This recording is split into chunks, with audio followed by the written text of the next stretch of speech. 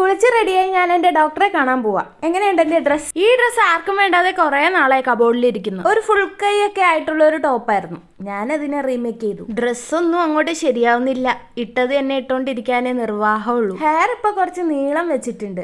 പിന്നെ എന്റെ maximum length ഇത്രയാ. ഇതിലും താഴേക്ക് വളർന്ന ചരിത്രം ഉണ്ടായിട്ടില്ല. കുറച്ചുകൂടി വെയിറ്റ് ചെയ്ത് നോക്കാം. ചിലർ വരും, ചരിത്രം വഴിമാറും എന്നൊക്കെയല്ലേ. വെള്ളം കുടിച്ച് ക്ഷീണം മാറ്റിയ സ്ഥിതിക്ക് നമുക്ക് കുറച്ച് ഐലൈനറും ലിപ്സ്റ്റിക്കും ഇട്ട് ഇറങ്ങാം. അപ്പോൾ ഒരു ഗെറ്റ് റെഡി വിത്ത് മീയുടെ ആവശ്യമൊന്നുമില്ല. കാരണം പ്രത്യേകിച്ച് ഒന്നും ഞാൻ മുഖത്തിടുന്നില്ല. ഒരു മോയ്സ്ചറൈസറോ സൺസ്ക്രീമോ ഒന്നും ഇടാൻ പറ്റില്ല.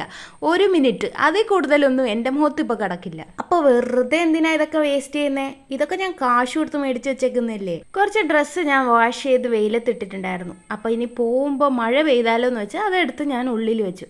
ഇതെല്ലാം ബേബിക്കുള്ളതാണേ. കണ്ടോ, ഇതാണിപ്പോൾ ഓരോ മിനിറ്റിലും എൻ്റെ അവസ്ഥ. The pregnancy gift. മുഖമൊക്കെ ആകെ പിഗ്മെന്റഡ് ആണ്.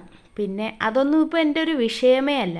അങ്ങനെ ഞാനും അമ്മയും ചേട്ടനും കൂടി ഡോക്ടറെ അടുത്തേക്ക് പോവാണേ. ഞാൻ ബാക്ക് സീറ്റിലായിരുന്നത്. കുറച്ച് വിശാലമായിട്ടിരിക്കാമെന്ന് വിചാരിച്ചു. അങ്ങനെ ഡോക്ടറിന്റെ വീട്ടിലെത്തി. കുറച്ച് തിരക്കൊക്കെ ഉണ്ടായിരുന്നു. എന്നാലും പെട്ടെന്ന് ഡോക്ടറെ കണ്ടു. തിരിച്ചു വരുന്ന വഴി എല്ലാവരും ചായ കുടിച്ചു. ഞാനൊരു പപ്സും കഴിച്ചു.